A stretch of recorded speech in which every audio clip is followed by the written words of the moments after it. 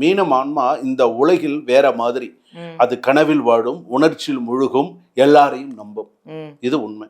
அது வாழ்க்கை உணர்ச்சியாக பார்க்கும். ஆனால் ஒரு நாள் அது கேட்கும், நான் நம்பியது உண்மையா அல்லது மாயையா அப்படின்னு கேள்வி கேட்குமா.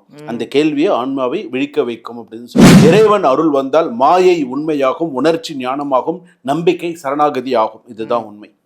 ஆனா இவங்களுக்கான சித்தர் பார்த்தீங்கன்னா, இந்த இவங்களுக்கு எப்ப அந்த ஞானம் பிறக்கும்னு ஒரு பெரிய ஏமாற்றமோ, ஒரு நம்பிக்கை முறிவோ, வாழ்க்கையில ஒரு குழப்பமோ இருந்தால் அந்த உண்மையை அவங்களுக்கு உன்னை தள்ளும். அப்பதான் அந்த ஞானத்தை உணரக்கூடிய ஒரு சூழ்நிலை வரும்.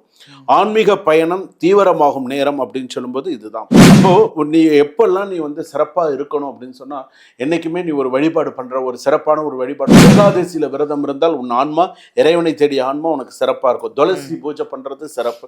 பட்டினத்தார் பாடல் கேட்க தியானம் செய்ய உனக்கு சிறப்பு.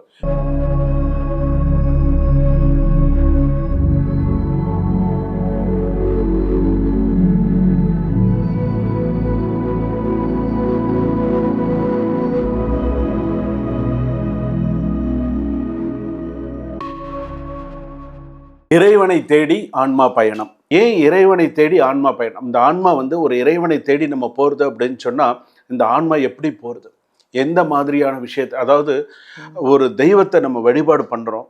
ஒரு தெய்வத்தை நம்ம வழிபாடு, சில பேர் தெய்வ வழிபாட்டுல ஈடுபாடு அதீதமா இருக்கும். என் அம்மாவை நான் கேட்காம செய்ய மாட்டேன், என் அப்பாவை நான் கேட்காம செய்ய மாட்டேன். முக்கியமா அப்பாவை நான் கேட்காம அப்பான்னா யாரை குறிக்கணும்னு சிவபெருமானை குறிக்கும். அப்பாவை நான் கேட்காம நான் செய்ய மாட்டேன், என் அப்பா தான் எனக்கு எல்லாமே அப்படின்னு சொல்லி, என் அம்மா தான் எனக்கு எல்லாமே, என் முருகப்பெருமான் தான் எனக்கு எல்லாமே அப்படின்னு ஒவ்வொருத்தருக்கும் யாருக்கு எந்த தெய்வம் ரொம்ப பிரீதமாக இருக்குமோ அதை சொல்லி அவங்க வழிபாடு பண்ணுவாங்க.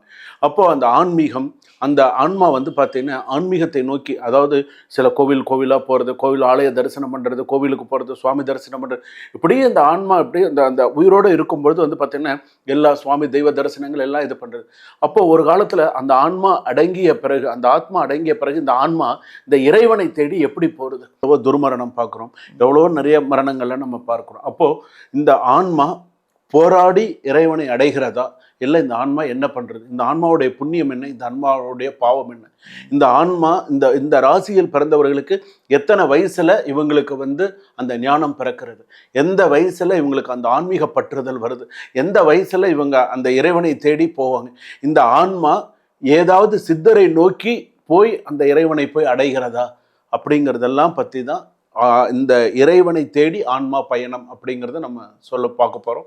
மீனம் ராசி அப்படின்னு சொல்லும்போது, இறைவனை தேடி ஆன்மா பயணம் அப்படின்னு சொல்லும்போது, மாயையில் அலையும் ஆன்மா இறைவனில் கரைந்து விடும் பயணம். இதுதான் மிக முக்கியமானது. மீனம் ஆன்மா இந்த உலகில் வேற மாதிரி. அது கனவில் வாழும், உணர்ச்சியில் முழுகும், எல்லாரையும் நம்பும். இது உண்மை. அது வாழ்க்கை உணர்ச்சியாக பார்க்கும். ஆனால் ஒரு நாள் அது கேட்கும், நான் நம்பியது உண்மையா அல்லது மாயையா அப்படின்னு கேள்வி கேட்குமா. அந்த கேள்வியை ஆன்மாவை விழிக்க வைக்கும் அப்படின்னு சொல்லுவாங்க. ரொம்ப அதிகமான பற்றுதல் யார் யார் மேல இருக்கும் அப்படின்னு சொன்னா, குலதெய்வ பற்றுதல் அதிகமாக இருக்கும். குலதெய்வ பற்றுதல், ஆண் தெய்வத்துடைய பற்றுதல் அதிகமாக இருக்கும் அப்படின்னு சொல்லலாம். ஒண்ணு. அடுத்ததாக பாத்தீங்கன்னா, மீனம் ஆன்மா அப்படின்னு சொல்லும்போது பக்தி, கருணை, உள்ளுணர்வு இது உண்டு. மீனத்துடைய ஆன்மா. இறைவன் அருள் வந்தால் மாயை உண்மையாகும், உணர்ச்சி ஞானமாகும், நம்பிக்கை சரணாகதி ஆகும். இதுதான் உண்மை. ஆனா இவங்களுக்கான சித்தர் பாத்தீங்கன்னா பட்டினத்தார். மீனராசிக்கு பட்டினத்தார் தான் பட்டினத்தார் சித்தர் ரொம்ப சிறப்பு. பட்டினத்தாருடைய சிறப்பு என்னன்னா, எதுவும் உன்னுடையது இல்லை என்று உணர்த்திய ஞானி அவர். நன்மையாவே அதுதான் அவர். எதுவுமே உன்னுடையது இல்லை என்று உணர்த்திய ஞானி அவர்.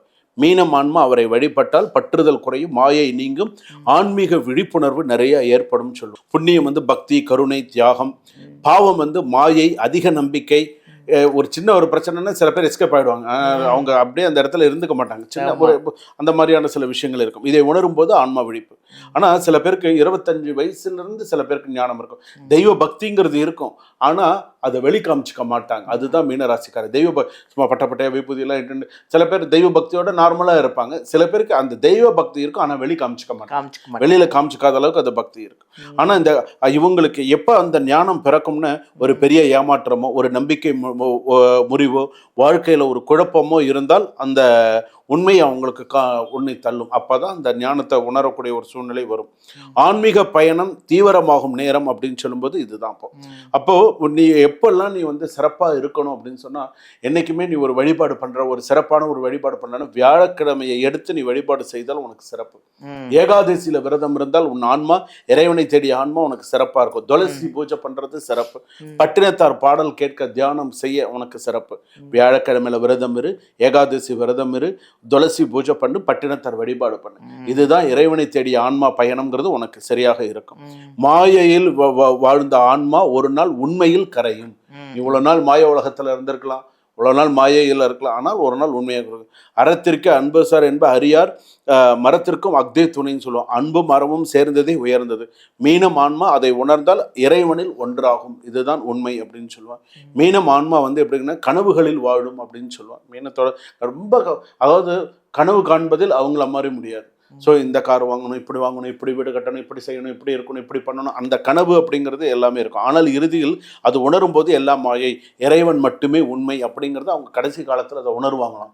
இறைவன் மட்டுமே, அந்த உணர்வே மோட்சம், இறுதி விடுதலை அப்படின்னு சொல்லலாம். அது கடைசியாக தான் அவங்க அதை உணர்றதா சொல்றது மீனராசி பொறுத்தளவுக்கு. அப்போ அந்த மீனராசி பொறுத்தளவுக்கு இந்த நான் சொல்லியிருக்கக்கூடிய அந்த சில விஷயங்கள் எல்லாம் கரெக்டாக அவங்க என்னென்ன நட்சத்திரம், உத்திரட்டாதி நட்சத்திரம் மீனராசி இருக்கு, ரேவதி நட்சத்திரம் மீனராசி இருக்கு, புரட்டாதி நட்சத்திரம் மீனராசி இருக்கு. இதுல இந்த புரட்டாதி நட்சத்திரம் மீனராசி வந்து குரு ஆதிக்கம் ஓரளவுக்கு கொஞ்சம் ஓகே. உத்திரட்டாதி நட்சத்திரம் சொல்லும்போது சனி ஆதிக்கம். சனி ஆதிக்கம் சொல்லும்போது அந்த சிவ வழிபாடு, சிவ சிந்தனை, சிவனுடைய விஷயத்திலே அப்படியே கொஞ்சம் ஒன்றிணைந்து அப்படியே வந்துருவாங்க.